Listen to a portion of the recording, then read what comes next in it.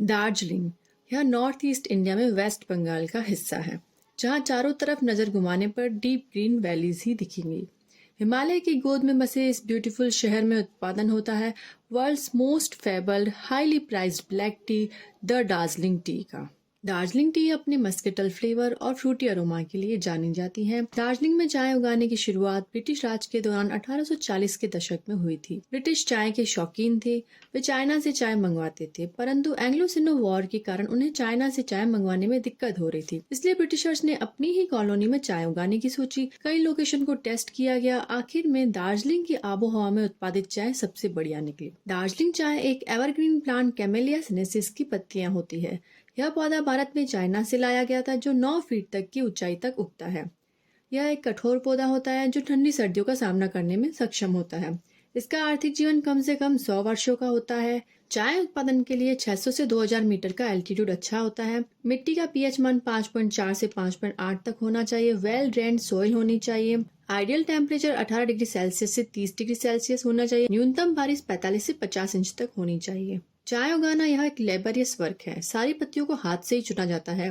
पौधे के top 2 leaves और बड्स को ही चुना जाता है। पत्तियों को चुनने का समय मार्च से नवंबर का होता है। टी कल्टीवेशन को 4 सीजन्स में बांटा गया है, जिसे फ्लशेस कहा जाता है। सर्दियों के बाद जब स्प्रिंग में नई पत्तियां निकलती हैं, तो इसे फर्स्ट फ्लश कहा जाता है। यह लाइट कलर की और जेंटल होती है। इसका स्वाद थोड़ा सा कसेला होता है। फर्स्ट फ्लश व्हाइट टी बनाने के लिए सूटेबल होती है। फर्स्ट फ्लश जनवरी फरवरी ड्राई सीजन के बाद, जनरली मार्च में जो फर्स्ट बारिश होती है उसके बाद ही मिलती है। सेकंड फ्लश मई जून में मिलती है। पौधों पर लीफ ऑफर के हमलों के बाद इसे हार्वेस्ट किया जाता है, क्योंकि चाय के पौधों पर जब कीट पतंगों के हमले होते हैं, उसके बाद यह डिफेंसिव केमिकल्स रिलीज करता है, जिसके कारण पत्तियों से अलग ही डिस्टिंक्टिव मस्केटल एरोमा की चाय बनती है। इसका कलर कॉपर रेड कलर का होता है। सेकंड फ्लश ही सबसे महंगी और सबसे फेमस होती है। मानसून में जुलाई सितंबर में थर्ड फ्लश प्राप्त होता है, और गर्मी और बारिश के कारण इसमें पौधा बहुत अधिक बढ़ता है, जिसके कारण बड़ी पत्तियों वाली और अधिक चाय मिलती है, लेकिन उनमें फ्लेवर कम होता है। यह चाय अधिकतर ब्लेंडिंग में यूज की जाती है या फिर डोमेस्टिक कंजप्शन में यूज की जाती है। फाइनल सीजन ऑटम फ्लश का होता है, जो अक्टूबर नवंबर में होता है। इसमें सॉफ्ट मस्केटल फ्लेवर प्राप्त होता है। फोर्थ फ्लश की चाय का कलर बाकी फ्लश के मुकाबले गहरा होता है। इसका कंपैरिजन नेपाली चाय से किया जाता है। सो बेसिकली चाय का पौधा एक ही होता है, जिसे अलग अलग टेम्परेचर में रखने से और अलग अलग प्रकार से प्रोसेस किए जाने के कारण डिफरेंट वेराइटीज प्राप्त की जाती है। Oolong tea, white tea, peach green tea, silver needle tea अन्य दार्जिलिंग चाय के उदाहरण हैं। गोल्डन टिप्स टी 2 पत्तियों के बीच की स्टिक निकालकर प्राप्त की जाती है। दार्जिलिंग टी को विदाउट मिल्क पिया जाता है, और इसका पूरा स्वाद लेने के लिए इसे सही तरीके से बनाना बहुत जरूरी है।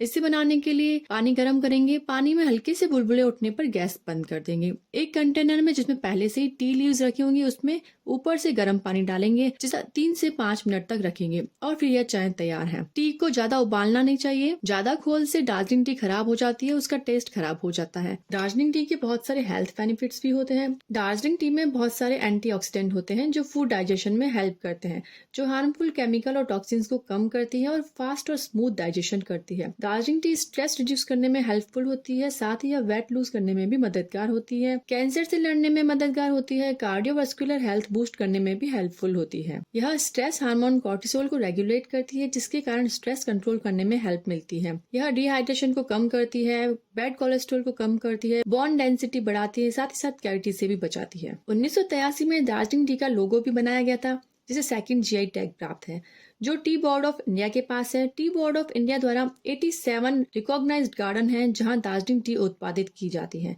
यह चाय बागान 17,500 हेक्टेयर एरिया में दार्जिलिंग और कालीपोंग में फैले हुए हैं। सारे बागान गवर्नमेंट ऑन करती है। इन्हें 30 सालों की लीज पर प्राइवेट ओनर्स को दिया जाता है। ज्यादातर गार्डन ऑर्गेनिकली सर्टिफाइड है।